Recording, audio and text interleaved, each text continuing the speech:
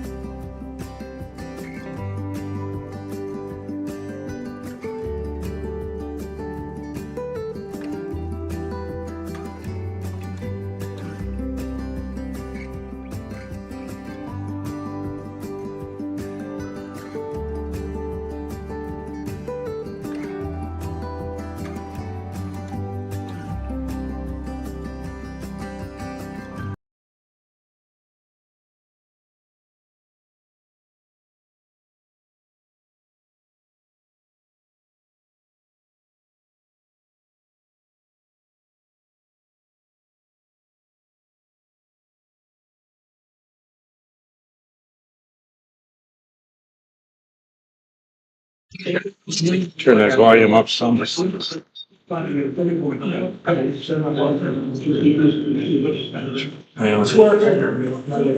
it? Good evening. Yeah. There you go. Thank you. Welcome to our 224th meeting. Are there any new members here tonight? New member, one. Somebody. You want to stand up? Just say your name and maybe your interest and where you're from.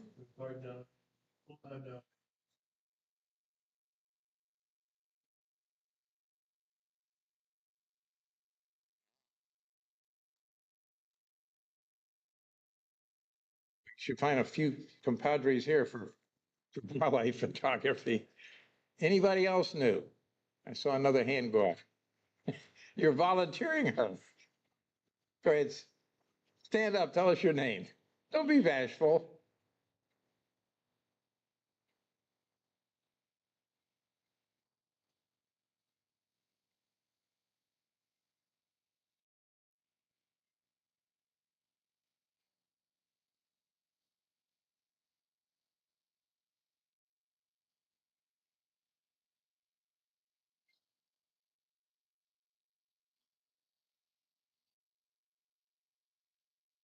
We do have a mentor program. You can send an email, and if you need somebody to mentor you, and we've got everybody here is willing to help. Believe me, this is a helping most group you can imagine.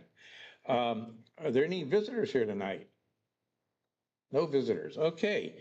I'm pleased to announce that you've already received a notice that we'll have a May auction starting, has 39 items in it. Be sure and check it out. We'll send another notice. And then you can come and view the items at the training center on Monday through Saturday, 2 to 4:30, something like that. You'll get the notice, email that went out. Also, you're watching for an email that'll go out pretty quickly. The club is kind of partnership with DXO, and they're offering the membership a discount. And they've just come out with a new product, Collection 8. So we'll be sending that email out, which each member is entitled to a discount on all their DXO products. And I think Richard will touch on that tonight. Also, we just received a very large list from Hunt's Photo and Video of used equipment that they have. And it's got prices and everything. So we'll be sending that out also. So if you're in the market for something used, you might find something on there. And then at the end of the meeting, we'll have a drawing for 6 door prizes. So without further ado, I'll turn it over to our Master of Ceremonies, Marcel.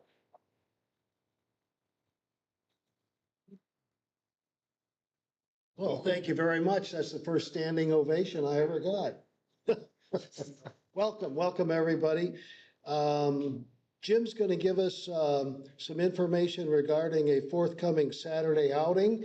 And while he does that, I have literature to pass out. So during his presentation, if you raise your hand, I'll bring you a copy of that literature so you'll have information that would be very, very helpful for the outing.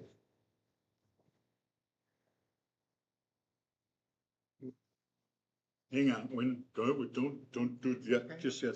Let me just talk about the new logo that we have.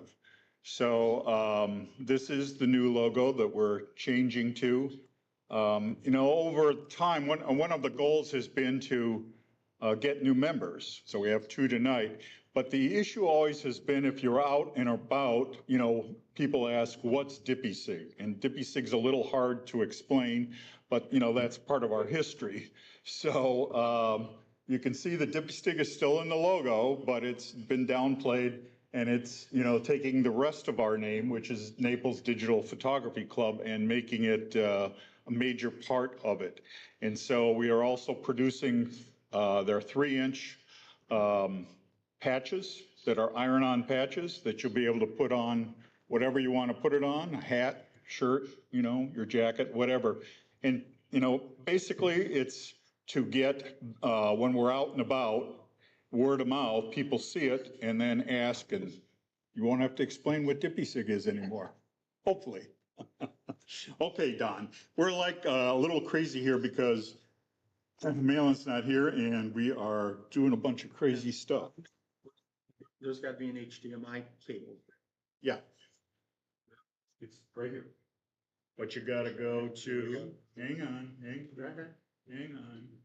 We have to switch. Where are we at? We have to switch. We can close that.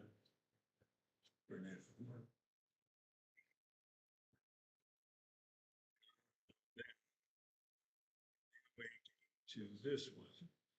That one up there? Yeah, there. Yeah, okay. All right. Sounds good. From the beginning. All right. So Saturday's our annual Burrowing Owl outing. There are quite a few burrowing owls. There was a group that was pretty early this year, like 2-3 weeks ago with chicks, and now there's a second group. And so what you have on the handouts there are the rules, first of all, because the Audubon Association, gets really pretty picky about it. So Brittany does a great job, and we want to respect them, and don't go walking up to the burrows. Try not to congregate. There's enough different locations, and as you drive around the island, I'm sure you'll see more. What I've done on the back sheet there is, if you're going to come on Saturday, there are the QR codes. You can just shoot it with your camera on your phone, and it will take you to Google Maps, and it'll take you right to the location. I can tell you the two best ones. The one, I talked to Donna about this the other night, is across from Residence Beach. So it's at the corner of San Marco and Collier, in front of the apartment buildings, the Sands. There are 5 chicks there. And, 8 including. well, plus there's 5 chicks now the other night. Either 5 or 6 there. The second best one is the one on Sand Hill and Columbus Way. And that is at a house, so there's really no parking there. But if you go a block down to the Leland and Sand Hill, that's city property. There are 3 nests there, and there's plenty of parking there, and then you could walk back to the house. And my suggestion would be that you shoot them from the other side. Don't, because literally, if you shoot them from the sidewalk, they're going to be from, me to Marcel. So that ain't going to work. You really need to be across the street. For people who are either on YouTube or you can come to the house. The house will be open at 7 o'clock. If you have questions, there's donuts, there's coffee, there's restrooms. And on the front page, the QR code there is the map to the house on Ludlow. There aren't any nests next to the house like years past, but the gopher tortoises are there. So at the end, like 10 o'clock, the gopher tortoises come out if you want to photograph them. They're there. And that's about all I can think of. Any questions? Okay. What? Of course. The eyes, the owl eyes that are really all. Okay. You know the reason? Yes. So, not this past Sunday, the Sunday before, Audubon of the Western Everglades had a presentation at the church on Marco and replayed that episode of the Americas with the burrowing owl episode. And they had the BBC crew on Zoom from England answering questions about how they filmed it. So it was hours and hours of, filming for 10 minutes, and it was fascinating to listen to them, how they scripted it out. But sitting in front of me was Brittany's master's degree professor for her thesis. And so I said, how come Brittany's not tracking? And what we're talking about is most of the owls you see have the bright yellow. But there's a whole subset here that have totally black eyes. So it's obviously some sort of, recessive gene. And they are not tracking that. But the ones on Leyland and Sand Hill, they all had black eyes last year. So it'll be interesting to see if you see them this year. But look for them because they stand out right away. There's no yellow in the eye at all. He does not know.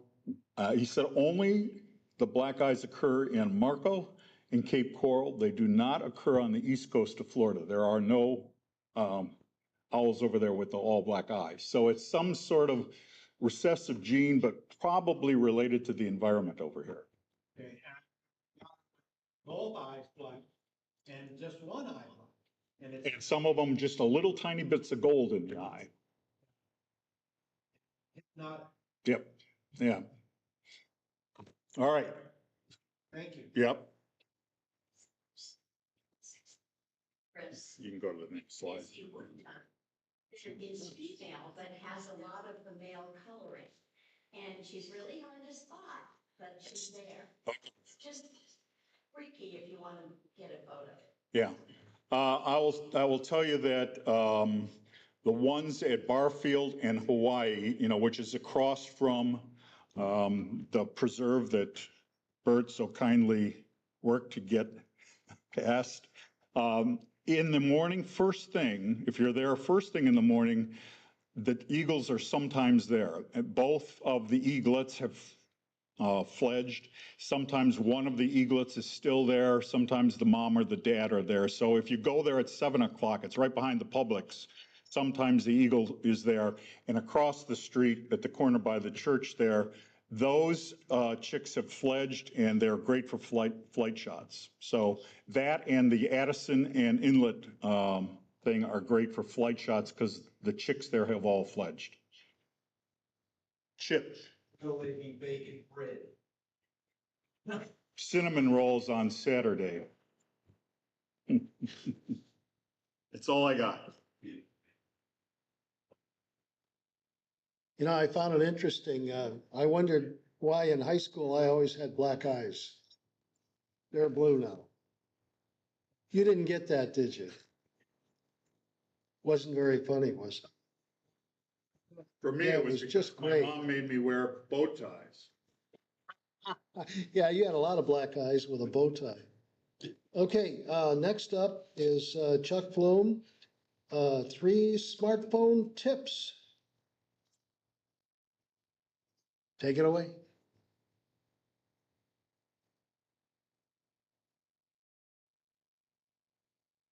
Actually have 5, but they're quick. All right. Most of us are used to using an SLR. And we use our phones if we don't have our SLR with us. But in order to take better pictures, this is what I've read, with your phone, think of it as a camera. Think of it as a mirrorless camera, because that's exactly what it is. And treat it as such, and use it as such. And I think you're just from that one little thing, you'll probably get better pictures because you're treating the camera with a little bit more respect. Whether you're using Android or an iPhone, go into your settings, go to the flash, and turn it off, and never, ever turn it on again. Because the flash on the phones is horrible. It doesn't help, it doesn't do anything, it doesn't reach. So everybody from Scott Kelby on says, turn off your flash and just forget it. You don't need it. Now, it depends on the phone that you've got as to how much you can zoom with the digital zoom. Most of the phones have digital and optical zoom. I've got the new 16 Pro Max, and it's got a digital zoom up to 5x, and then it's optical up to 25x. But I'm sorry, the other way around. You're right, thank you. And I think you all know that digital zoom is not very good. It's soft, it's fuzzy. So use your phone up to the maximum of the optical and then crop. Because that way you're getting more pixels in the picture as well. And along with that, almost every phone these days will take some form of RAW. We all know the value of RAW. So make sure your phone is set to RAW. If you go into the settings, I know on my phone, I was looking at it last night and just went into the camera section in the settings. I didn't realize how many settings there are there. They have put in like 30 or 40 different settings that you can work with camera. So you got to go through and take a look at it. I don't know about the Android, but because I use an iPhone, but on the iPhone, your volume up, your volume down buttons, they're shutter buttons. And it helps tremendously because if you're holding your camera this way and you're going to take a picture, it's kind of hard to get to that button that's over here. But with my thumb, I could take a picture very, very easily. Now on the iPhone 16s, they have a brand new dedicated, a dedicated button for the camera that turns it on that you can do various things with.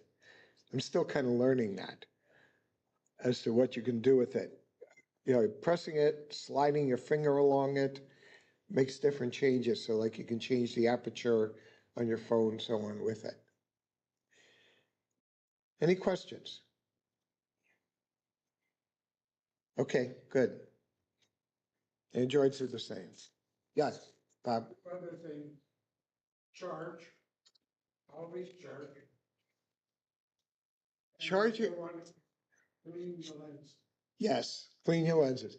I'm saving tips so that I'm not going through 1,000 of them at one time. All right, but yes, this thing's sitting in your purse, in your pocket, whatever, and that gets dirty. And how often do you clean it? Okay. And if you're gonna go out to shoot, like you said, Bob, make sure your phone's charged. Now, Apple says you should not charge it more than 80% in order to keep your battery to the best. It should be between 80% and 20% to get the best battery life over the long term. But make sure you charge. Yes, sir. Disagree with one thing. The flash on your phone is only good for 3 to 5 feet. Keep that in mind. If I want to take your picture and the sun is behind you out in the Gulf of Mexico, and I try to take your picture in that situation, all I'm going to get is a black blob. But if I turn the flash on at 3 to 5 feet from you, I'll get a nice face. That's true. But that's the only time I use it. That's true. That is an exception. There's always an exception to every rule.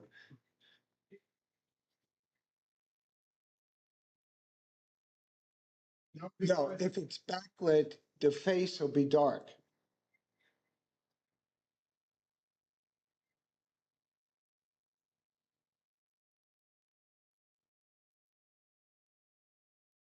So well, And the problem with, Beach shot. Sun behind.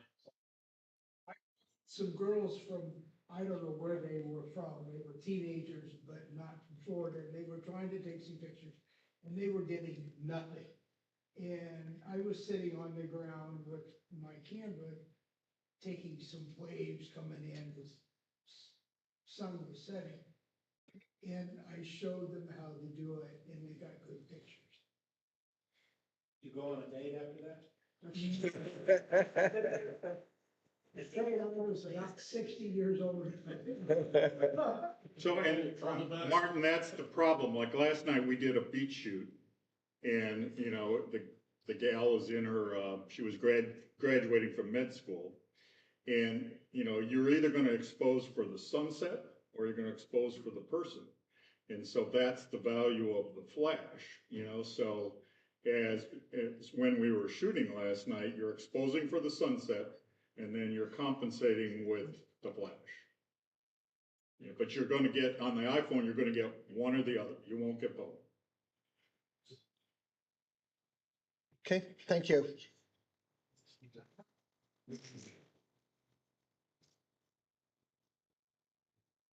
Don't tell anybody, but occasionally I do use my cell phone for photographs. Comes in handy. And these cell phones do a fantastic job. It's just astonishing. I've had some friends that were just amazed when they'd see certain photographs I'd take and they'd say, well, what kind of equipment did you use? And I pull out my cell phone and show them and they're shocked. You know, they're just shocked. They say, well, my phone won't do that. Yeah, it will. You just don't know it. Okay, next up, we have Richard. Richard Tyndall.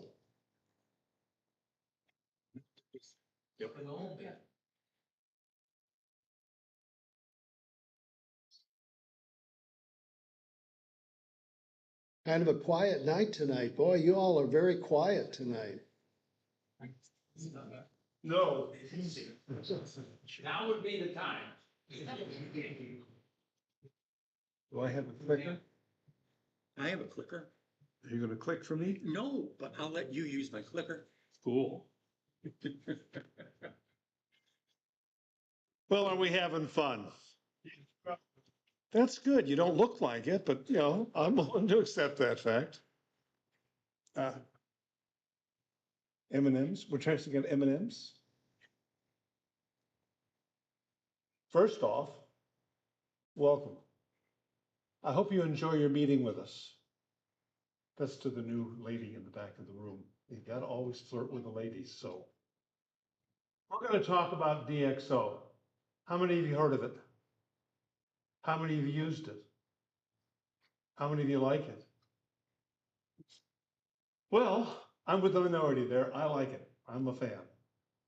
How many of you remember back, you know, almost when Christ was a corporal, we could take our pictures and we could have them developed either as slides or as prints, and for a few dollars more, they would give us a disc with all of the images on it so that we could do something with them with the new technology.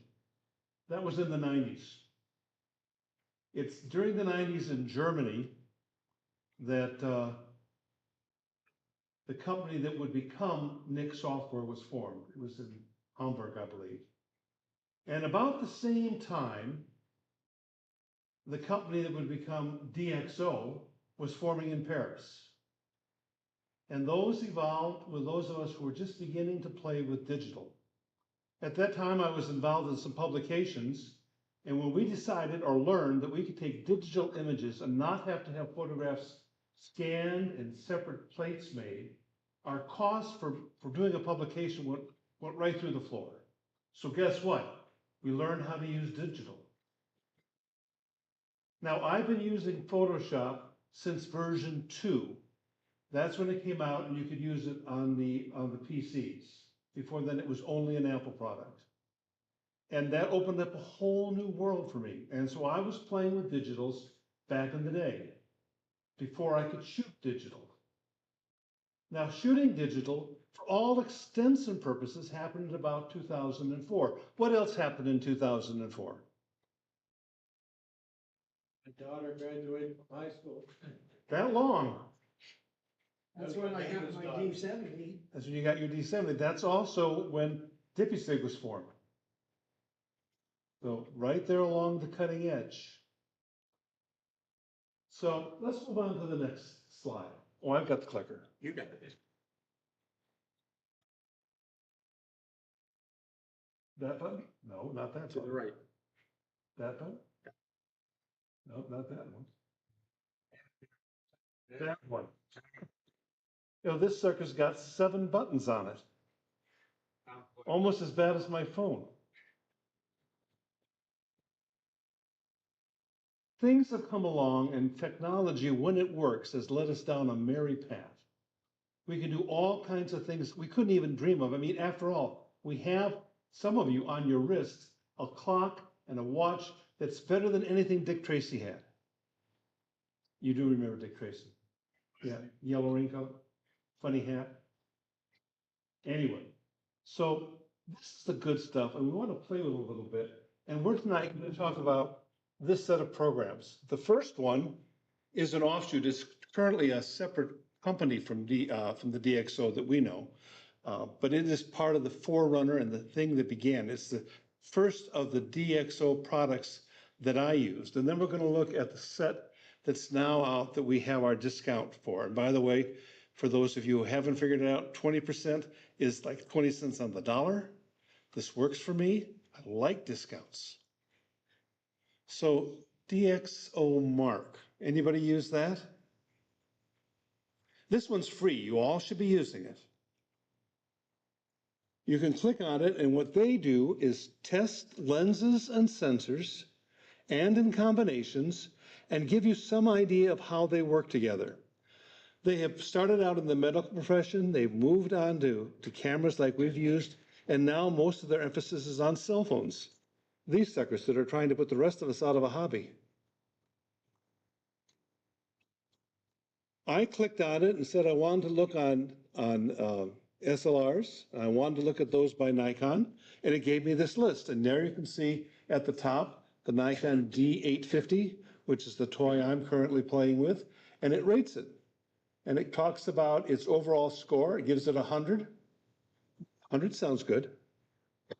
It says that for portraits, it looks like it's pretty good. For landscapes, looks like it's pretty good. For sports, yeah, probably not so much. I can look at that camera, and then I can look at it in depth and read the scores and find out what's going on. And it says, gee, the overall sensor score is 100, and the best that they've done is 102. So there's no reason for me to try and upgrade. And of course, there is no upgrade unless I want to change systems. So I can look at those, and then I can match that camera with a lens. And the lens I'm showing you here is the kit lens that came with this camera if you bought it that way, which means it was high enough quality that it could use the sensor, and it was still, from their point of view, economical enough that they could still make some money. And it gave me some scores. So it talks about that camera with that lens, and its general score is kind of average. You see there in the top line? So if you're getting ready to buy a better lens, you can try them out and see what the scores are. For me to get a better lens for this camera in this range, I have to buy 2 lenses, each of them running about twice what this lens cost, and all of them weighing a whole lot more. So it's a trade-off for me. But if you wanted the quality, what did you do? Well, that or you use somebody else's lenses. All right, so I'm showing you this because we're going to refer back to this camera at a later point while we're talking about this. All right? So this is good, and it's something that you could look at. Just play with it. And you can check out your cell phones with it too and see which cell phone, by their testing, has the best combination for what you think you might want to do with it. So of the set that we're talking about now, the first one is the Nick collection. Nick's collection came out in about 2006. Started out in Germany, then it moved to Southern California out of San Diego, and it ran for, to about 2012 or 13. That's when Google bought them. When it first came out, it sold for $599.95. Didn't get a lot of takers, so they dumped it down a little bit and they sold it for $299.95. And then shortly before they sold it to Google, they were selling it for $159.95. And not a lot of uptakes there. It worked. What was its main claim to fame? It did things better with more options faster than you could do them in Photoshop. So it was a great set of programs to have. If you recall, Google bought it. It sold it for $150 until it had robbed it of all the things that it wanted. And then, like a good capitalist, it sold it to DxO. And we don't know what DxO paid. And when they first got it, they turned around and sold it again for $150 for a while and didn't do very much with it for a long time. They didn't do very much with it for a long time because they had to rewrite most of the code that had been written about 10 years earlier. Computers had gotten faster, chips could do more things, and so pages and pages and pages of code had to be rewritten and then coordinated. How many of you have Nick now?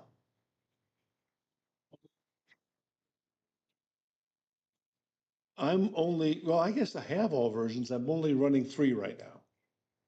But, oh well, I'm kind of a geek that way.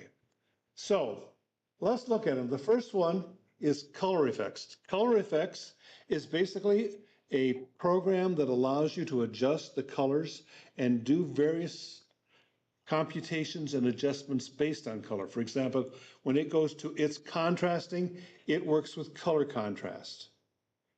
Unlike Photoshop or Lightroom, when it gives you the contrast controls, it gives you, well, depending on which of the programs we're going to use now, 3 normally adjustments for the high levels, the mid levels, and the low level color combinations and contrasts. So you've got more adjustments than we have in Photoshop.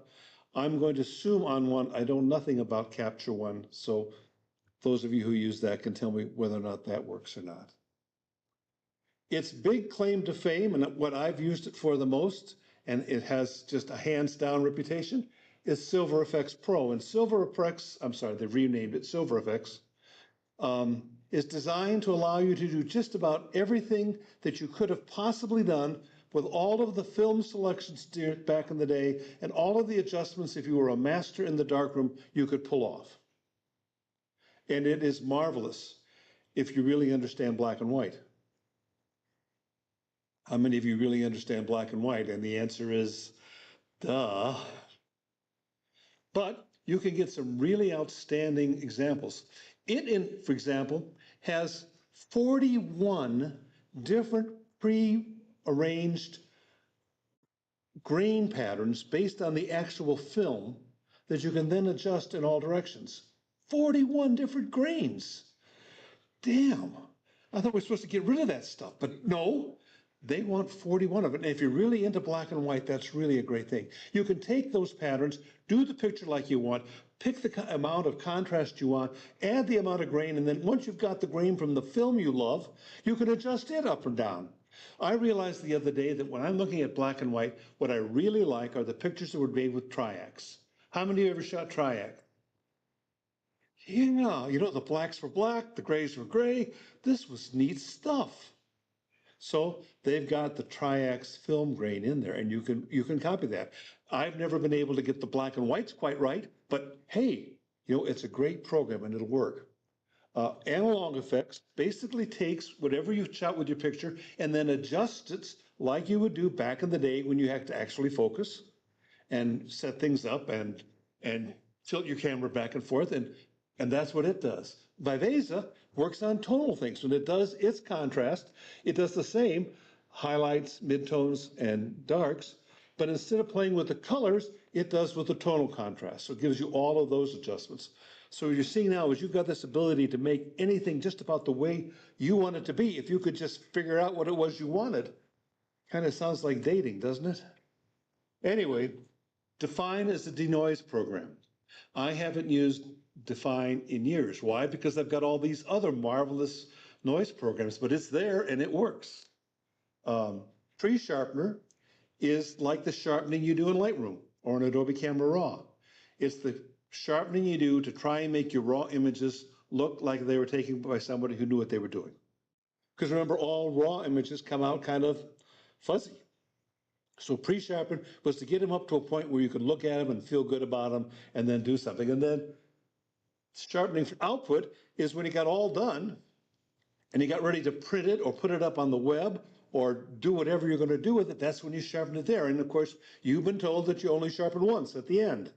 But that's a lie, because you also sharpen at the beginning to get into the camera. And once you get creative, you kind of sharpen it 2 or 3 times in the middle. But that's what those are about. And then HDR effects, how many of you shoot HDR ever? Anymore? Now, the nice thing about this HDR effects is you can take your same image, put it in there, and tell it to make the series of different exposures you should have done had you shot it originally in HDR. And then you can make it as wacko as you want. Now, most of the NIC programs tend to be more subtle. So you remember the guys back in the day when we shot HDRs, and they looked like they came from some other planet on LSD or some other strange concoction? Well, you can't do that with this one. So that's the color effects program, I mean the NIC set. Now, Tuesday, they announced that they had put NICS 8 on the market, and you have a discount. That's what Sonny was talking about. Takes your 20% off to get the NICS version 8. I was part of the beta program for that. And what they've done with the whole set is rework the user interface so it's similar all the way across. For those of you who used NIC in the past, if you remember, each module was kind of its own experience. It's like that 7 different girls in 7 days kind of a routine. Yeah. This one made that, at least they're all wearing the same outlets that have the same name, so you don't get messed up quite that badly. So the controls are in the same places, the interfaces look the same. They now have the ability to switch between them on the fly. So you don't have to work on them, go out of the program, go into another program like Photoshop, or I mean like Lightroom, no, like Photoshop, and put them on different layers to try and adjust it. Now you can do it all on the fly in the same thing. They now have the ability to make smart objects, so you can put all of them in that together. You now also have the ability to take the masks that you make in Photoshop or Lightroom and bring them into NIC, or take the ones that you make in NIC and send them back out to Photoshop or Lightroom. So they've integrated that all together to make a program that works so much better. So that's that set. Yep. Silver Effects left. And do you know, is he still with them that made all those, the program, what it was? The programmer, probably not. Okay. The fellow who helped advise on that was Vince Versace. He's still alive, but he's not with them anymore. When they sold the company to Google, he made enough money to buy himself a new studio. He's a happy camper. And that's why it's as complicated, because he's a pretty complicated guy. If any of you read his books, Welcome to Oz. Yeah. Great book, I'll tell you. So the next tool in the set is Film Pack. Film Pack is now up, I want to say, to, I got it there, 89 different films. Half of them black and white, half of them color for all extents and purposes. What have they done? They've taken the actual shots on the actual film as it was used in the day, and then digitally recreated it, including its grain patterns. So its colors, its flaws, whatever it was. I mentioned this because I told you just a few moments ago that I really liked Tri-X.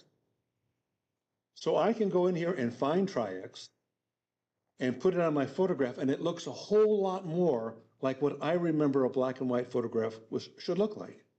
And then I can adjust it from there. So I have found that, at least for that, for me, that's proven easier. So Tri-X, I'm sorry? Plus X, there's another, are the ones that Ansel Adams used. Clyde Butcher uses those, plus one of the DMAX films.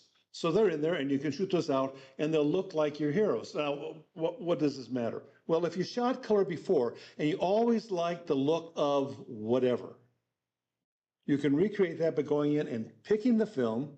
It'll take the image that you've already done all the adjustments on you want and basically reproduce that film. And then give you the ability to go in to adjust or customize that film to what you want it to be. So what you're, I think, beginning to feel or see is that there's an intertwining of all the adjustments you can between these programs, each doing some things a little bit better than the other. Some things to notice: this has a very nice color grading section in it. So you can take your photograph and color grade it much like you can in Lightroom or in Photoshop. It also has the ability to do luminosity masks. And I didn't mention it, but you can also do luminosity masks in Silver Effects Pro. Okay? It has the standard type. You expect all those funky frames that you used to have to buy as separate things, they're in there. And then the frames that actually look kind of neat, they're in there. Textures, creative adjustments.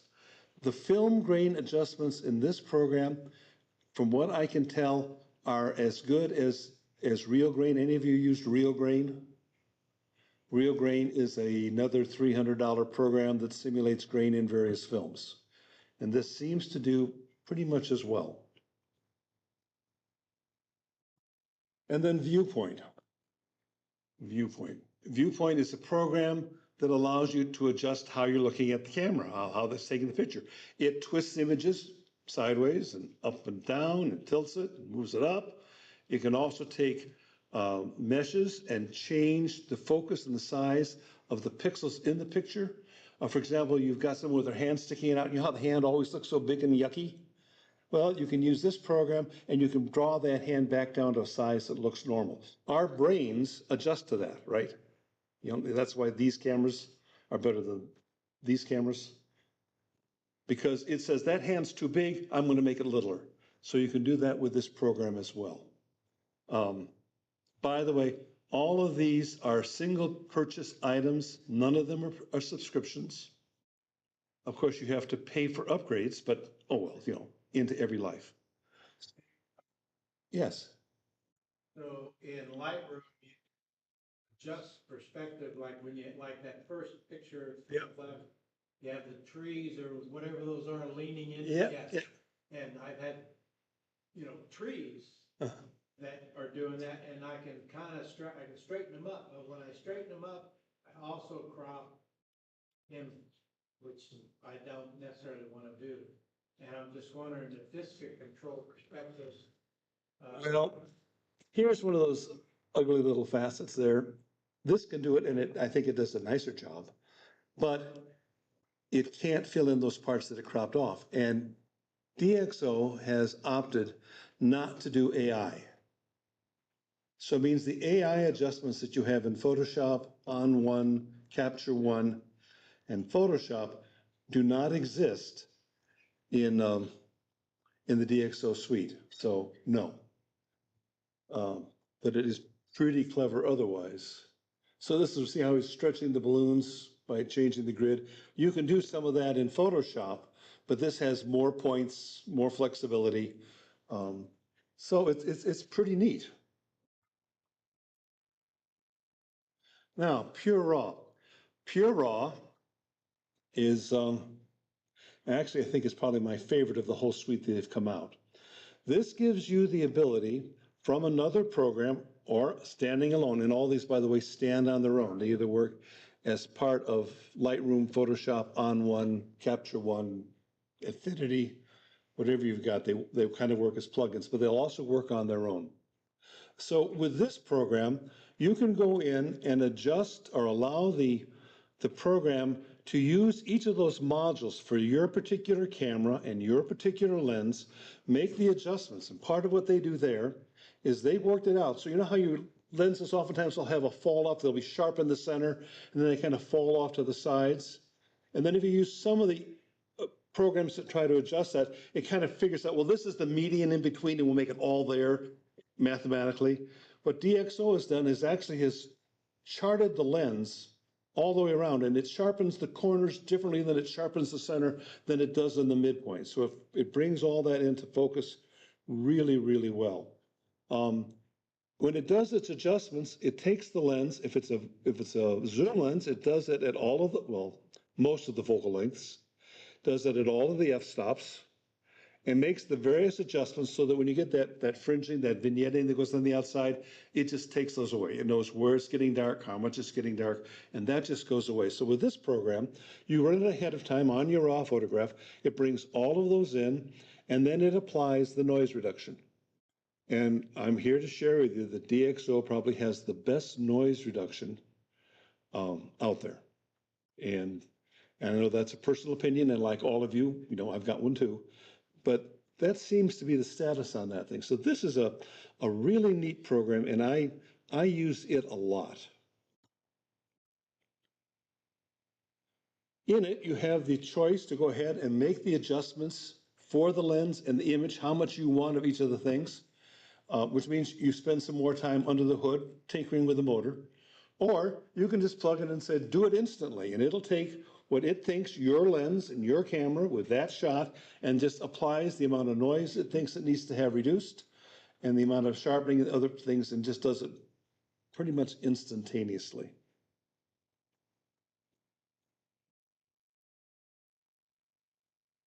I took this image using the camera and lens I showed you at first. This is in Mineola, Florida. And for those of you who haven't been there, it's the part of Florida that's hilly. Now, how much hills? They have about 300 feet of elevation change in the town itself, which means here it's like getting nose plugs and taking the Dramamine. It's outrageous. So I took this shot, obviously standing close to a fence and off, and see the tower, communications tower back there. That tower was 6,350 feet away. I stood here behind the McDonald's and shot across, and then on Google Maps, I figured out where that tower was and put it down there. Well, that ain't bad for an average lens. As I recall, I shot this at ISO 2000, which for the D850 is really pushing it because it's not a good high ISO camera. I would say I shot it at f20, which for most lenses, that is probably a no-no. And it was definitely handheld. That's what it looked like. So that's the tower in the background. These are the houses. This wall here is about 4,000 feet away from where I shot.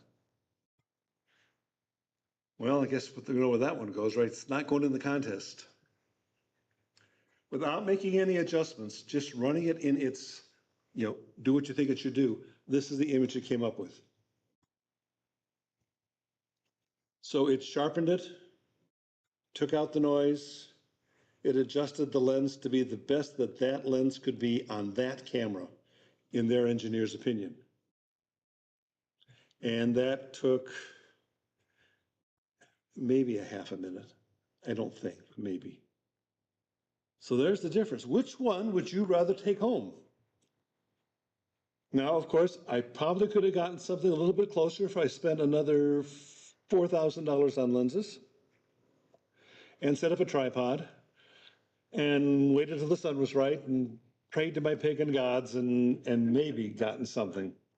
So that's what that program did. And I have found that, at least for me, it means I don't have to pretend I have an excuse to buy those more expensive lenses that I will just put in my bag and not carry around because they weigh so bloody much. How many of you notice that your cameras seem to keep getting heavier and heavier and heavier? Well, between my back and my pocketbook, this seems to me like to be a pretty reasonable alternative. Now, this is the plug for Pug. At the next Pug meeting, I'm going to go through all of these programs with their noise reductions so you can see what they do. Now, here's the disclaimer. They all do a great job. I just think that the DxO one is probably head and shoulders above right now. But then, of course, the other question is, do you really need it? Do you need it to be that clean? I was watching a talk the other day, and he was talking about how great the noise reduction is, at the point now that we all have to add grain back into our photographs.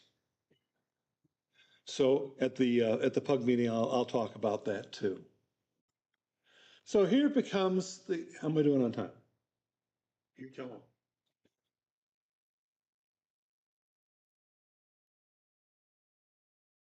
I'm good. Of course I'm good. All right, this is what we're here to talk about, and that is the Photo Lab. Photo Lab is DxO's answer to Lightroom. It is supposed to be the end-all, begin-all of what we should have in our raw editors. I have listened to and read discourse to say this is the best thing since sliced bread that Mama baked. And others that goes, not really ready for prime time. So somewhere in the middle. So what's the advantages? It's got the best denoising program available, unless of course you're using Pure Raw that I just showed you. Takes care of lens softness better than almost anything other than the one I just showed you. Cutting edge camera lens profile, same thing. Pure Raw does that as well. And it's a one-off purchase. That means there's no subscription to it. You buy it once and you're done. And I know a lot of people find that really, really, really appealing. You know, Tyndall is a Scotch name. I find that really, really, really appealing. Now, it doesn't do HEIF, HEIC, HIF images. Anyone know what those are? That comes out of this sucker. My son-in-law sent me a picture of his 2-year-old daughter, which is just as cute as you could want it to be, and I couldn't open it in this program. It won't handle the advanced DNR or the Adobe RAW there. It doesn't do Sony's SRAW or MRAWs. It doesn't do Photoshop files. It doesn't do any AI masking. That means you can't select the subject or the sky for a sky replacement. Not in this program, you can't. No generative AI, that's how we take out phone lines and stuff like that. Can't do that. It doesn't sync with the cloud. How many are using the cloud features in any of the Adobe products? It means you have them on your phone or have them on your tablet. Well, you ought to. It's there. You're already paying for it. But we'll go into that too. No photo merge. And the editing workflow requires some hard rethinking. Okay, it's cheaper. Well, sure, it's cheaper. On a 3-year program, there's about $20 difference between keeping the Adobe subscription or buying the DxO product. Now understand that if you buy the DxO product, you're going to also have to buy a photo editor if you want to replace skies and do that kind of stuff, because it won't. Now up there ahead, I've got the bundle that has Film Strip and Photo Lab, which is the recommended way for you to buy it, at least by the experts on the outside. Why is that? Well, in Photo Lab, whereas it will listen to and talk to each of the programs we've discussed, you have to buy them for it to do it. So whereas it will do that straightening and that manipulating, if you've got that program that you paid for, otherwise it's blacked out on the Photo Lab's image site. It doesn't do luminosity masking, and it does a pretty horrendous job of color grading. If you want those features, you need to buy the film pack to get them.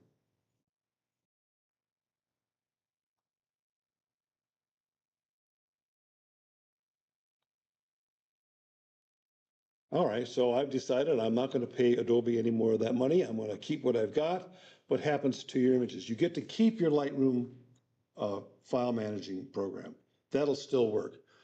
All the other features, like the develop, won't work anymore.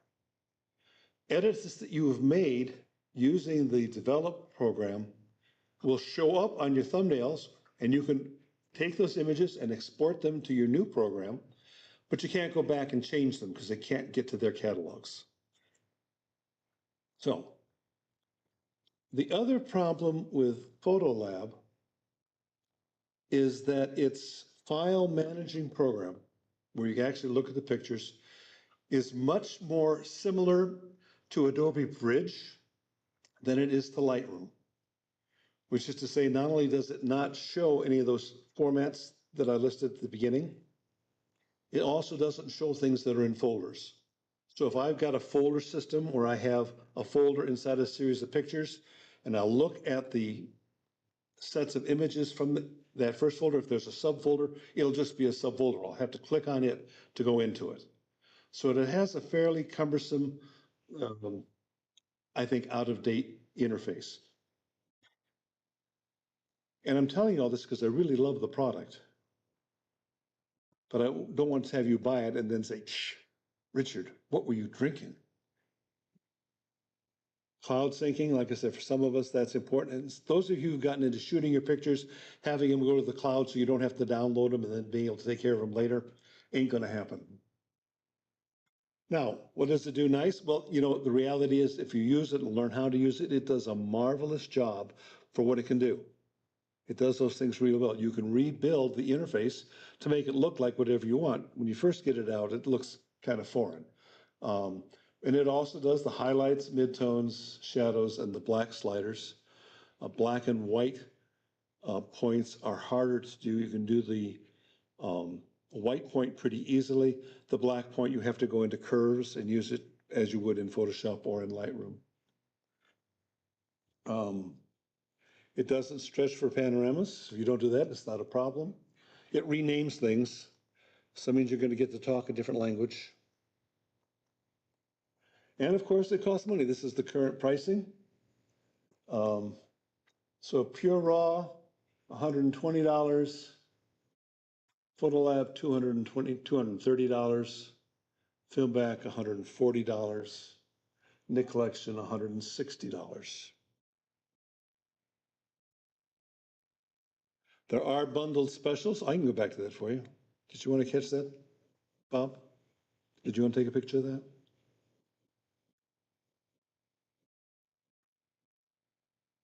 So there are some bundles together. So if you bought Film Pack and Photolab together, it's $300. So that's about $70 more than you'd pay for it now. And with your 20% off, that would be $60 off that. So about $230. It's a neat program. I think in the future, we're going to see great things from it. I don't think it's something that most of us need to jump into. If you've been using Lightroom and Photoshop, I'm going to suggest that you seriously consider getting the Pure Raw. The Pure Raw, as best I can see, at least at this point, gives you the best of both those worlds. Gives you that adjustment on your camera that is just outrageous. And it fits into a workflow that you know and that is well supported. So, any questions that I can try and weasel my way out of? Yes, sir. Back and forth. In other words, the sidecar information go with the photo. Yes, I can send this and take it to Lightroom and then manipulate it, or I can take it directly into Photoshop and manipulate it. And by the way, that's the workflow that I use. If I have an image that I think is going to benefit from the extra baggage, I'll run it through the Pure Raw or through the Photolab, but usually the Pure Raw. Yes. To do TIFF or see the Pure Raw will do TIFFs, JPEGs, or DNG files. This will do its own format or as a TIFF. But you can send them back and forth, so yes. Yes, sir.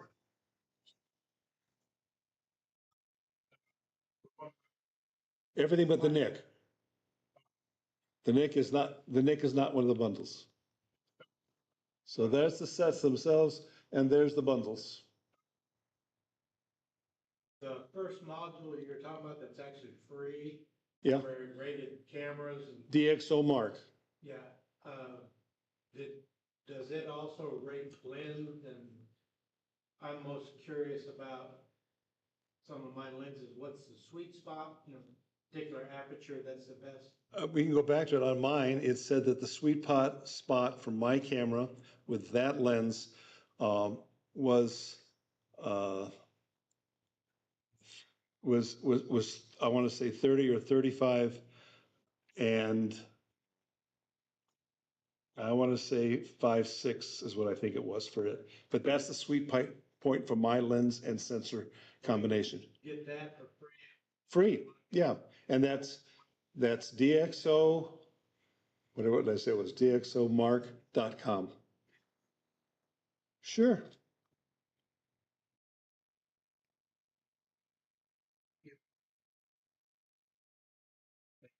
DxOMark.com. Anybody else?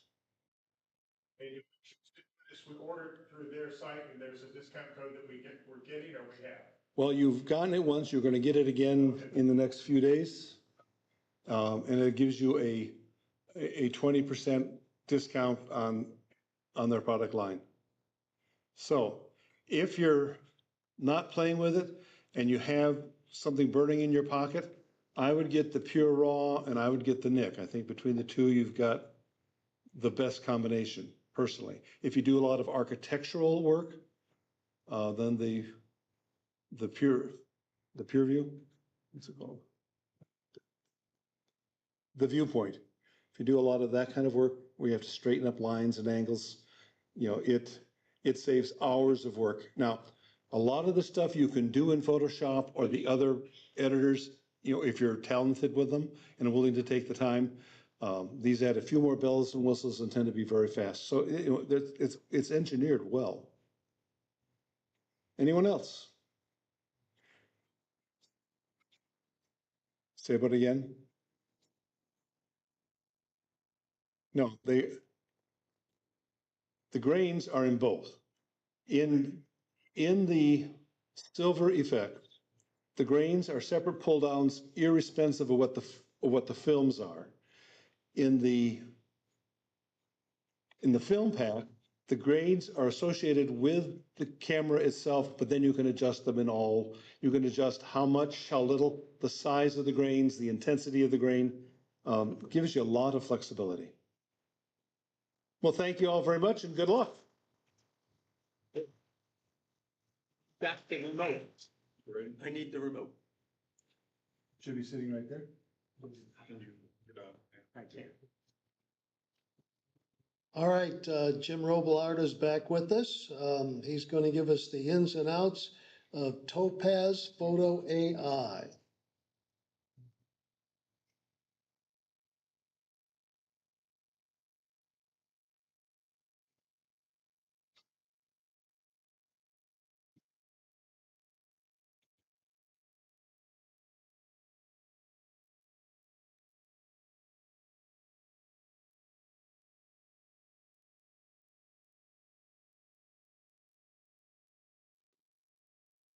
Just a note about the burrowing owls.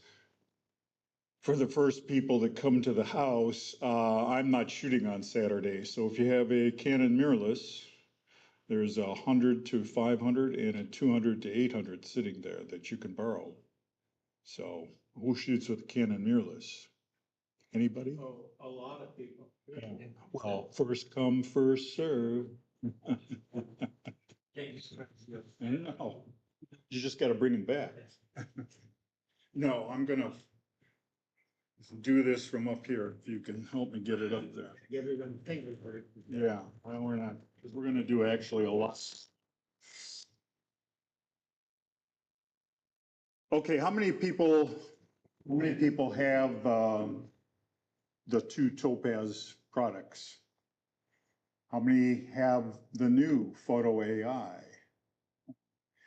So, when I was on the website yesterday, Sharpen AI and Denoise AI are no longer available. So they're not really supporting them. They're not certainly selling them. They do some updates. I don't think they're putting the new models in. So you kind of get forced into going over to Photo AI. So I'm going to take you through kind of what I see are some of the advantages. I will tell you, first off, I was not happy with Photo AI. You get used to denoise, you get used to sharpen, you know which model you're going to use. I use clear on the birds and denoise, and it works great. So I was kind of upset that they kind of did that. But after 6 months, I'd have to say that it's really pretty good. And there's some interesting features we're going to look at tonight that really do a pretty good job. Gigapixel is off on its own. So Gigapixel is still available. They're on Gigapixel 8.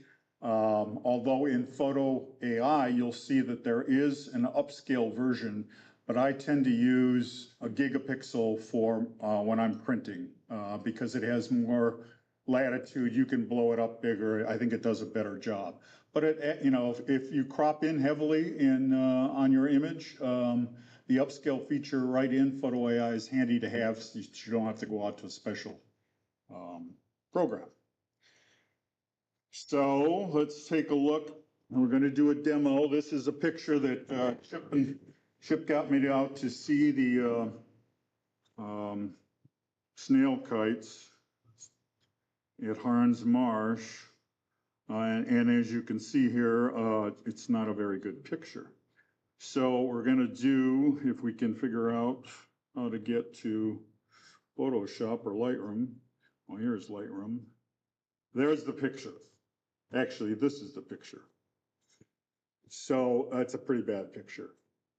And this is, as I said, if you zoom in on this picture, you can see it's pretty soft and a lot of grains. Are we going to be able to save that picture? Yes or no? Raise your hand. Yes? Yes. Yeah, okay. Hit D, but Hit the D, or you D for delete, or? that's right. Yes. Okay. This is, and I do use Pure Raw 4. And what I find it helpful for, particularly when, when we were using the old 7D Mark II, that camera was terrible for noise. It did a great job. It does a very good job on the R7 as well. And so this was shot with the R7, and this is the Pure Raw version, just running it through. So it took the noise out, but it's still not sharp. So that is, so we're going to take this photo and we're going to take it over to Photoshop. Open in Photoshop. Of course, it won't open. Nope, there it goes. Okay, so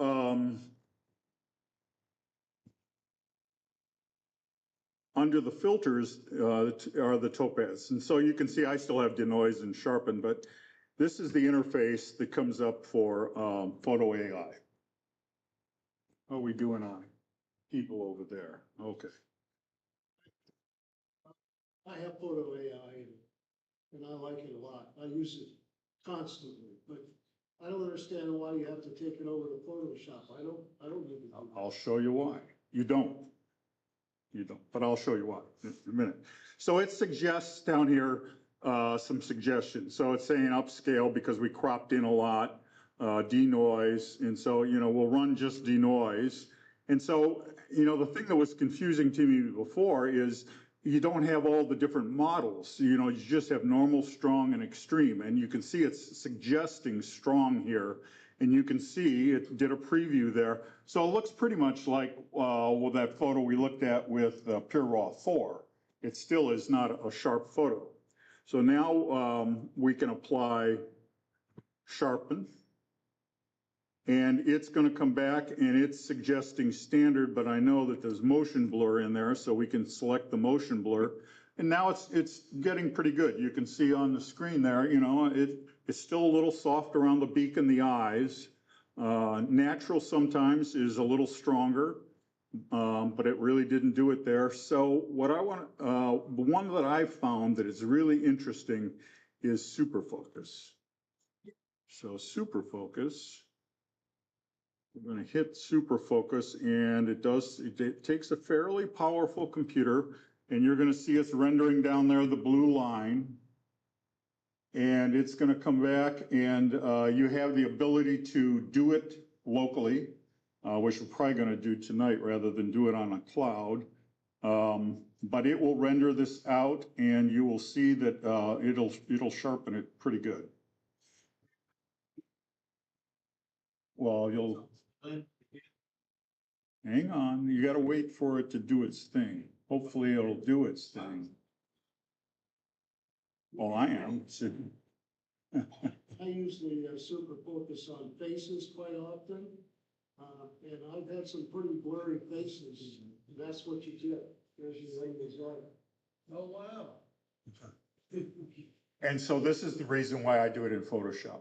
Because a lot of times there'll be artifacts. You'll see another demo here in a minute where it was at the rodeo. And so I was trying to bring the rider and the horse together. It did that, but it screwed up the background and it was too crispy. And so then, of course, you can go in and put a layer mask on that.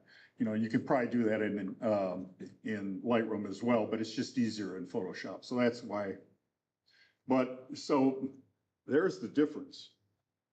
And so then your next step is to hit the render button, and then it's going to go out, and we're rendering locally. This machine has an NVIDIA 370. That machine, which is the one I usually use, has the 470. So it'll take a minute or two here to do it, and then you're going to it'll flip itself back into Photoshop. You also have, if you notice down here at the bottom, cloud range. So you can send it up, and it's saying it'll take 16 seconds in the cloud, and it's going to cost you 1 credit. And you can see that currently I have 260 credits. So I don't know what they charge you for the credits, because I typically don't do it. I do it locally, but that you have that. If you have an older computer, I would suggest using the cloud. So all it's doing is sending the image up and then sending it back down. There it is.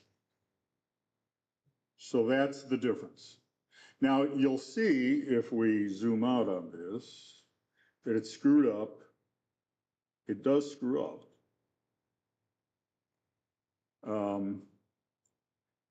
So you can see you'd have to select the bird and see what it did to the sky. So those are the things you got to watch out for. But, there's an image that you wouldn't have had, if I knew how to take photos, Chip, right? Didn't have to get a D button. That's right. So that, the other thing I would say is a lot of times I will do denoise and sharpen, bring it back into Photoshop, merge the layer, come up to a new layer, then go back if I need to do the super focus thing, do it as a separate thing and maybe only apply it to one region that the sharpen couldn't get. So, but I've found it to be really pretty effective. And so there, it takes it right back and there's the image. Questions? Yeah. Then I get something in the noise easily handled. Yeah, yeah. So look at Larry, the beak and the eye are really good. And the talent is like, so when you talk about going from that other, that's an incredible difference. Look at the better detail, how, the subtle changes from black to brown, white to brown, are much sharper, whereas before it's blended together. Yeah, you're going from that. Yeah. Then pick out, apply the sharp. Yeah, and you're going to that, it's like, okay. Still, zoom, if you keep the image in the same size that it was, the bird's still waiting for it. Yeah, absolutely. Jim, one other thing. Yep. Denoise doubles the resolution. Denoise denoise, if you choose the Yes, super pixel option, it doubles the resolution. okay, I didn't know that. Sometimes for me, the denoise, is a little too much, so I have to use the slide bar to back it off, and I find that I get a higher quality picture. Sometimes it's just a little too intense to denoise. All right, so this picture here, you know, the writer is pretty good, but I didn't think that you could use some help. This was the original picture, so, you know, it is cropped. I guess we're gonna use this. So, yeah, and, you know, you can see the noise in there as well. So we'll take that over to Photoshop and see what happens.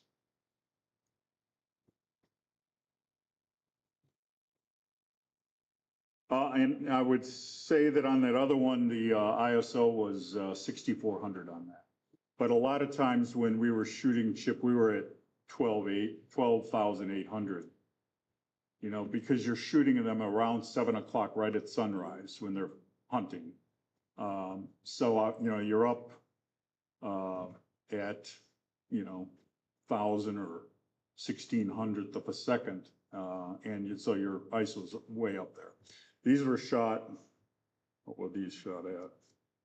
You'd think that these would be sharper because these were shot at f8, pretty sure, and 1/4000th. But, you know, the problem with the rodeo, this was shot with the 200-800. A lot of times it wanted to jump to the people in the back.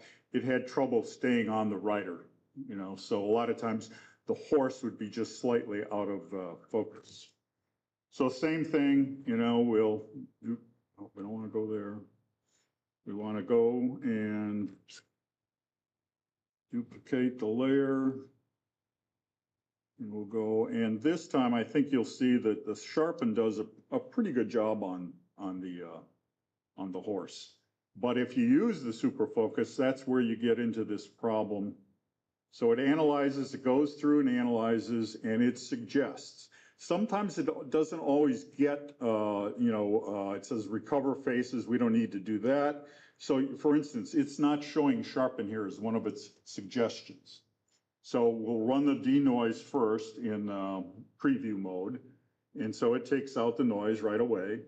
And then you see up here in the blue, add enhancements. And there's where all your other enhancements are. And you can see we can add sharpening now, pick our model. So which one did it pick? It picked standard. So let's take a look at the, so that, that's already pretty good. So, there is no point in really using the super focus, but we'll get rid of sharpen and we'll run the super focus and you'll see what the problem is. The problem is down in here, in the dirt. It'll turn really crunchy. So when we run it,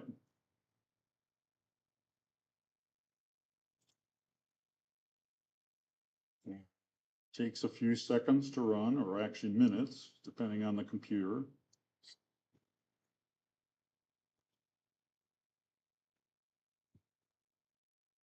Any questions while we're waiting for it to do a thing? I couldn't tell you. Yeah, because I'm on the PC here. When you use the standard focus sharpen, when you use the sharpen? Yeah. It'll automatically think about how much to denoise. Yes. A lot of times you don't have to do the denoise. Because it'll select the denoise that it thinks is the best for that photo. Right. So you don't even have to go to the next step. Right. And that was true of the old sharpen as well. A lot of times you didn't have to run sharpen because sharpen did its own denoising. And in fact, when we're done with this, okay, so there it is. Jim? Yes. Over there. Yes. Can't see very well. Yes. You've got it on all, I did almost all of my bird pictures by selecting subject, because I didn't want to sharpen the back. Right. And I usually sharpen the whole thing, go through, put it back into Photoshop, and then apply the mask or, and paint it in. So 6 of one, half a dozen other. This time we'll hit the cloud render and we'll spin it dime. I don't know what they cost.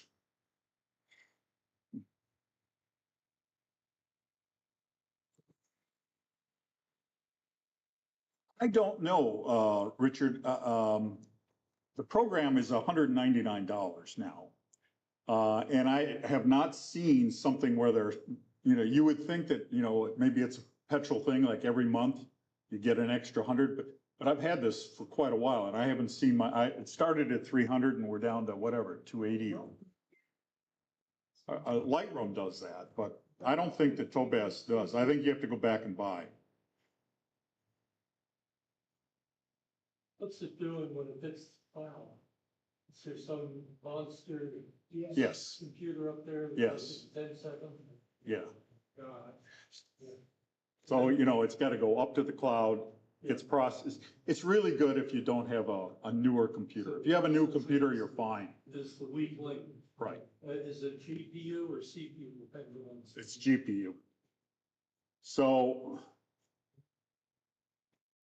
hang on. So there you can see it, it really enhanced the horse almost to the point where, and this is the other thing, when it goes into Photoshop, you can just take the opacity of the layer and bring it down. So, at this point, it looks pretty plasticky on the horse. So, but there's pretty incredible difference between the two. So, yeah. Put in all selling it? By doing what? Selling? It only takes a few seconds. I can go bird photos, 2,000 bird photos I can do in the morning.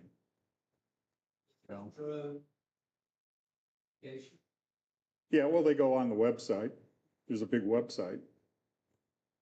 Bird photos don't sell very well. Diana's, some of her specialty ones do, where they're like the Dalmatian pelicans and stuff like that, but for the most part,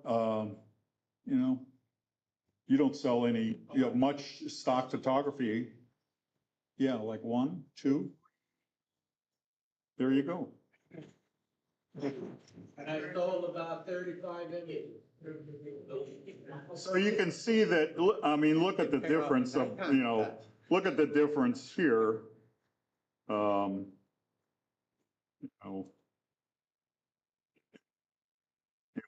Turn off that layer.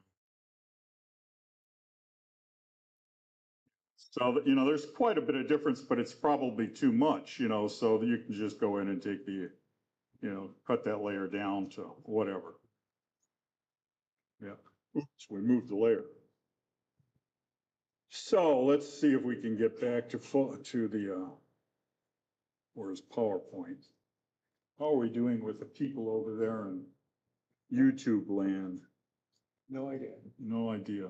They're fine. They're fine? Okay. They're out there someplace. Okay. It's basically Malin and Diana, so we don't care. We don't care. Sorry about that, guys. So there's this is a different photo, but, it just does an incredible job. It's a throwaway photo to something you can use. There was a different horse. You can see how bad it is. You do that and you can get to a horse that looks like a horse. Do denoise and sharpen first before you do much else to the photograph? If it's really bad, I run it through Pure Raw 4 first. And then I go and do this if I have to. Upscale. Let's take a look. We got to go back. Hang on. Well, let's upscale this photo. Are we in Photoshop? Yes.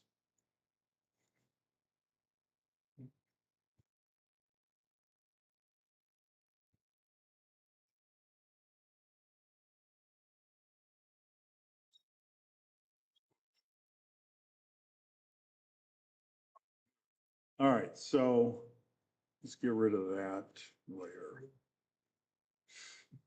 if you go and you run.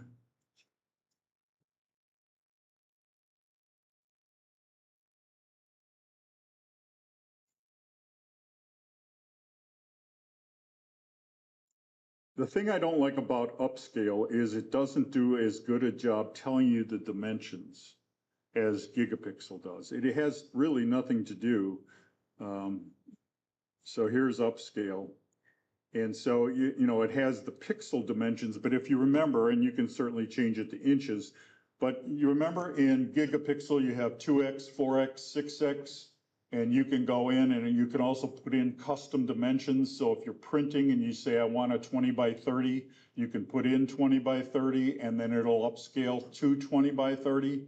Here, it's just a straight, you know, how many pixels up do you want to go from the original? You know, I think we were at 900 and something, so it's going to take it up to whatever. So there's more flexibility if you're going to print it to be in gigapixel. If you're going for the web and you know you cropped it heavily, you're probably you're fine here, sticking it in here and just running upscale. So when it upscales, does it interpolate the 2 pixels? It makes a third in the middle? Yeah, the same as It's gigapixel. half of this one, half of this one. You know, it's a very complex, you know, algorithm. And that's what makes me nervous about denoise and sharpen, because I don't think they're updating the models like they are for the models in Photo AI. If you look at like the models under sharpen, there's 5 models in there now, and there were only 3 before. So they keep adding stuff in. Any other questions?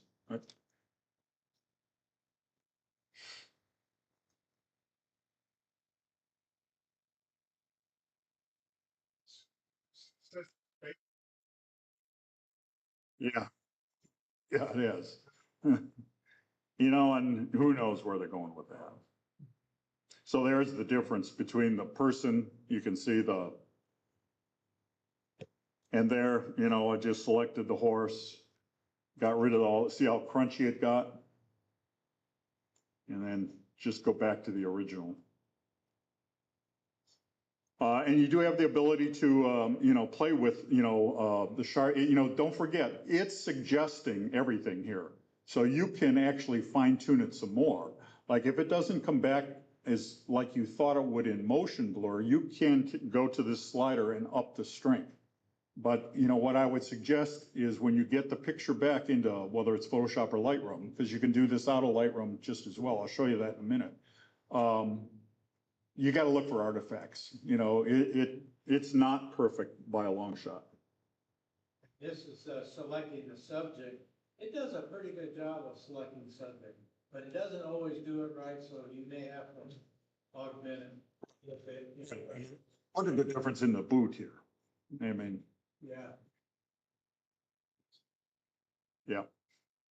And that was then cutting it back to 67% from 100, so.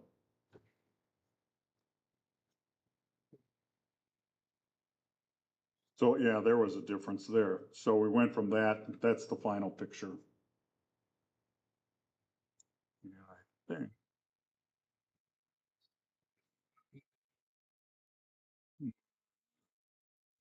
He ends up on the ground, so. You know, it is what it is, right? So to Marcel's point, if you were in Lightroom, you can go to, you know, photo, edit in, and you can go directly to Photo AI. So, and it'll do it as a copy, and then you're back over there. So you don't have to go into Photoshop. Preferred way is to go to file and Well, you don't have to. A gigapixel is that way. The plugin manager, you don't have to do, you can just do it out of the edit manager. So here you are back in the same interface. And then when you hit, you know, whatever, say we denoised it and it did that, and we just exported it back, you know, it goes right back as a TIFF file, and you're back in there as a copy. Well, if you go over here to file, Keep it. raw. You can do it as a raw that way. You can see here's, if you have DXO, that'll push it back as a DMG if you run that. Any questions?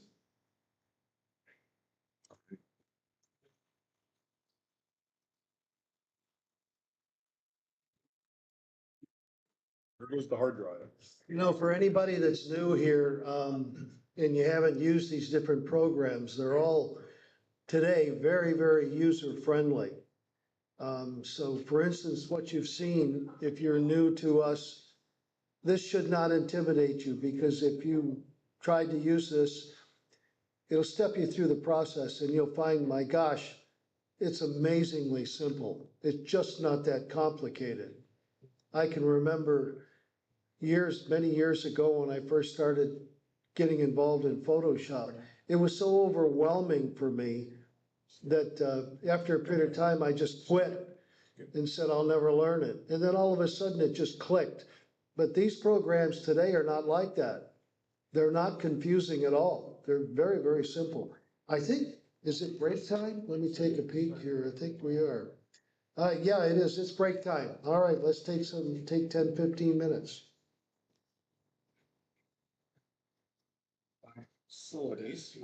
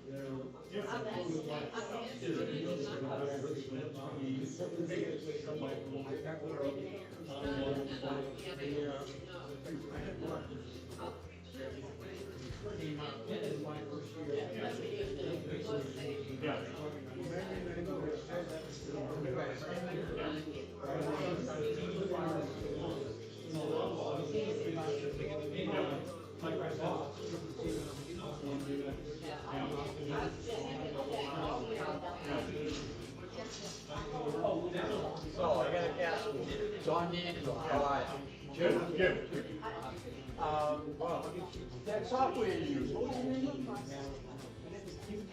Show two different software. What do you think? There, photo away.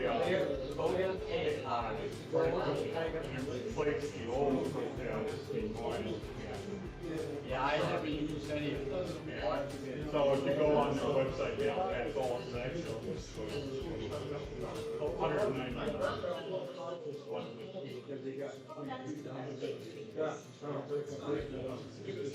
Sometimes it's that, it's just,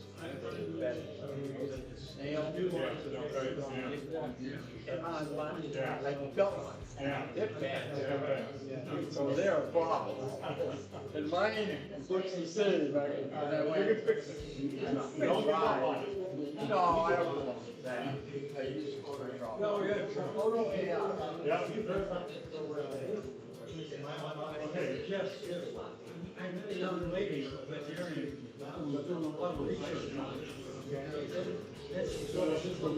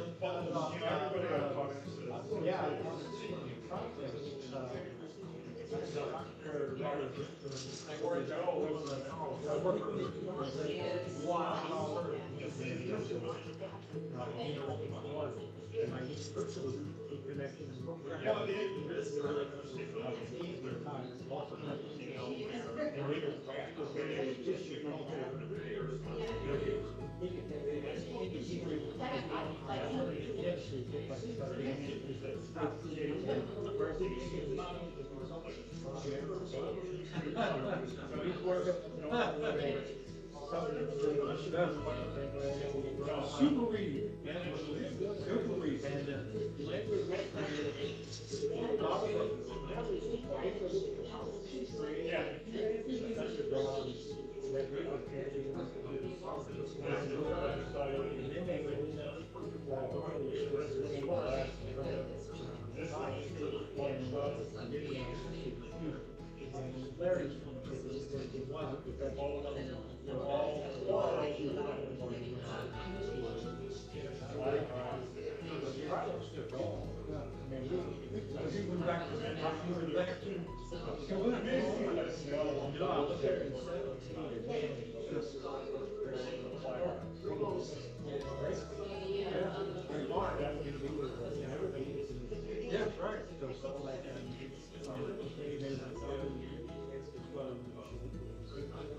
You may have a great education, but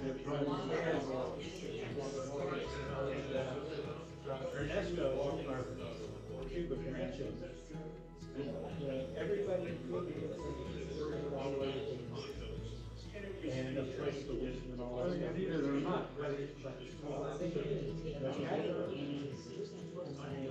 oh, yeah.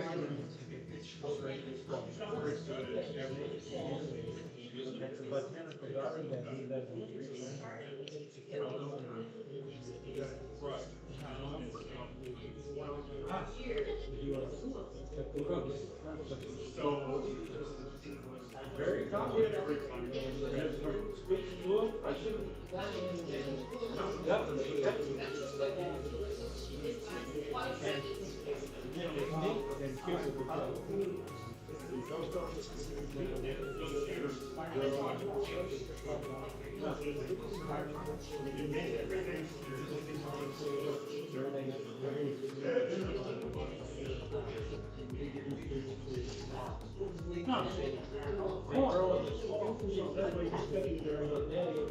I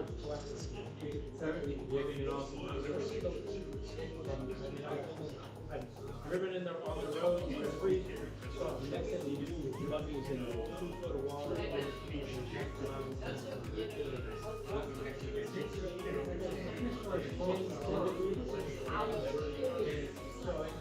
Here, the months, real first of the year,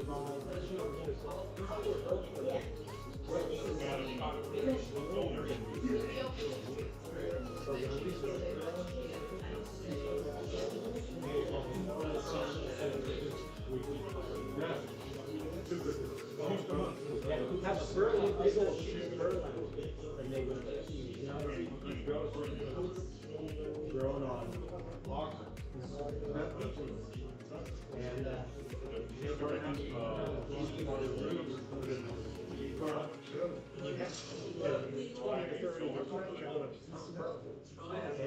you just close down the building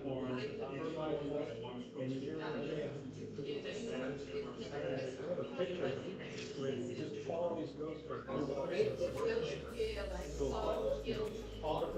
Are you doing anything good, or are you just consulting, or just?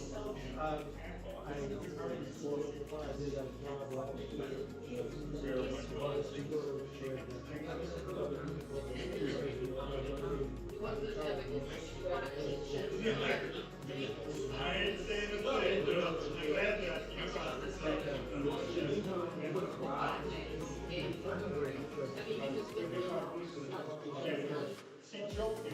Come on, you talk that life before the cover. I love it, I love it. And I know how to. I know.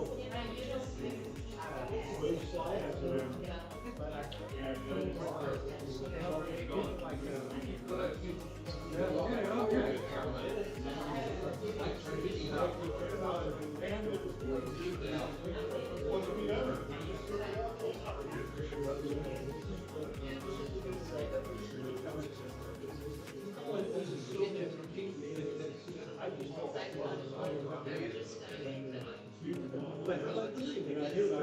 I'm still working and film, playing with film,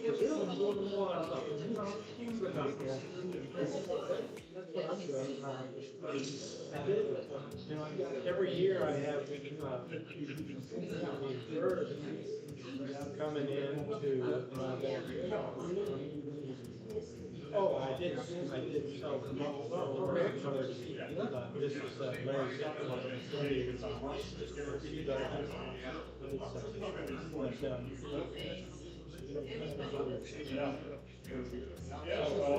so I've got a stick out in my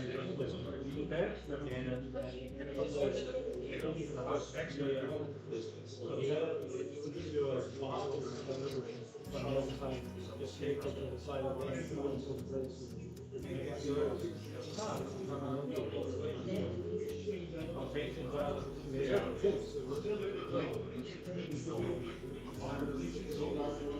it's like that's that Asian business. It has a little.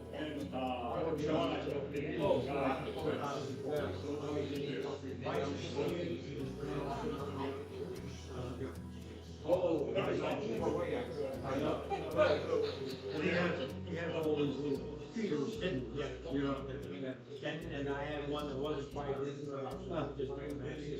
just good.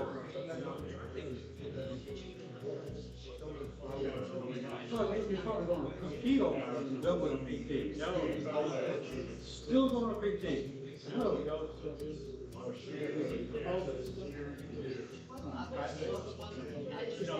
traffic gets my wallet hard.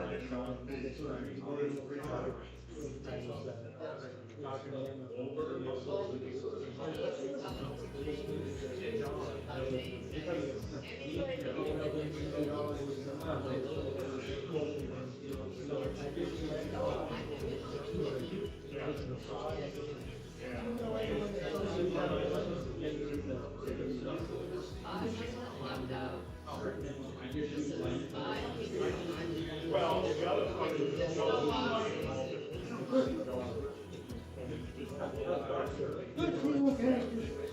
friendly, run around, have a good time.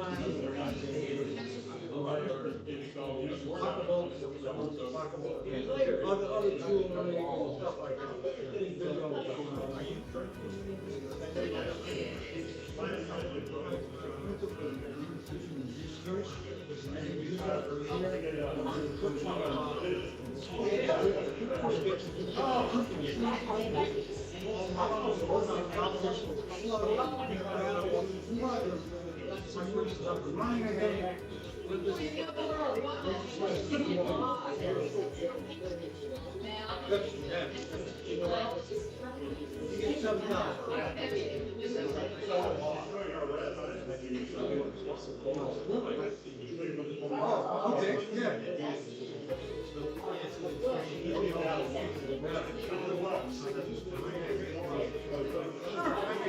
He's got an older printer. I got a second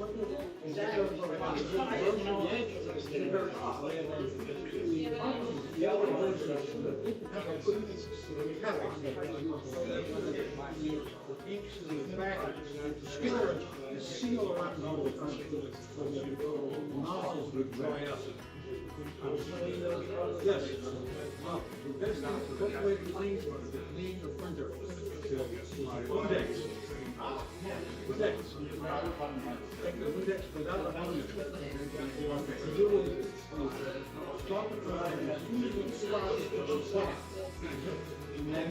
And this way the head, okay?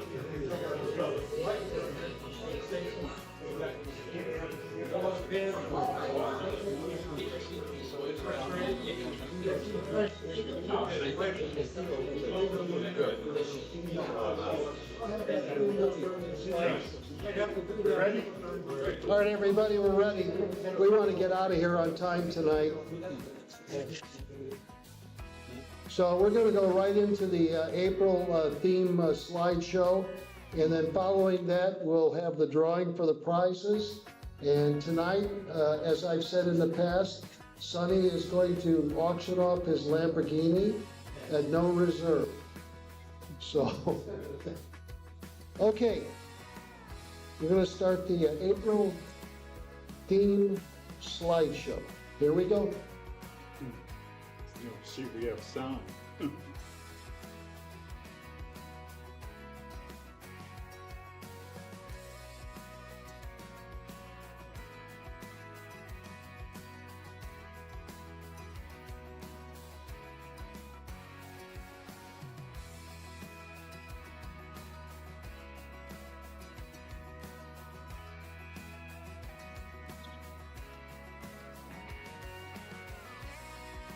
The speakers have fun.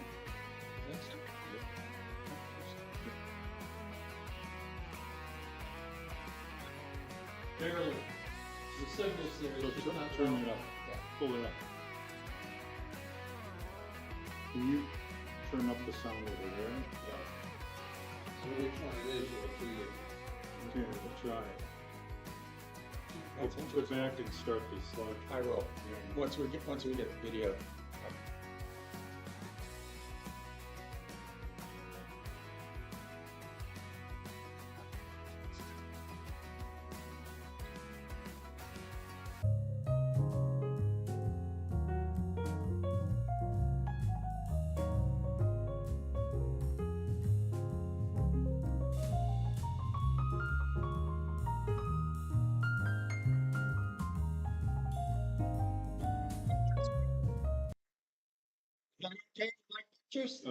You gotta put it. Just figured out.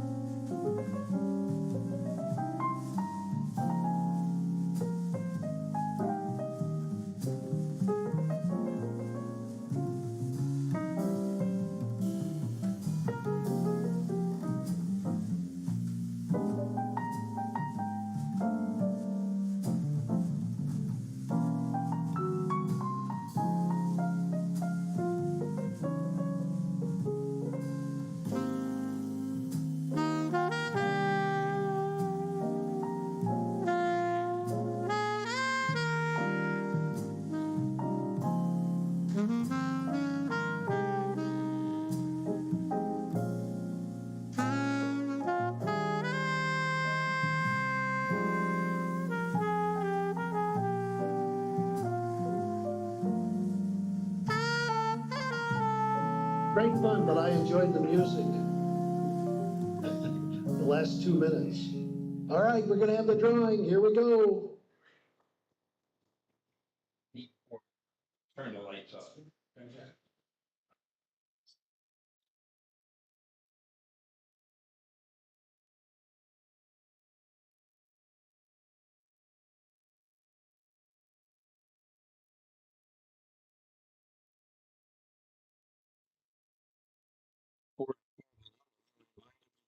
Free table, like to see everything off of there, go home with you.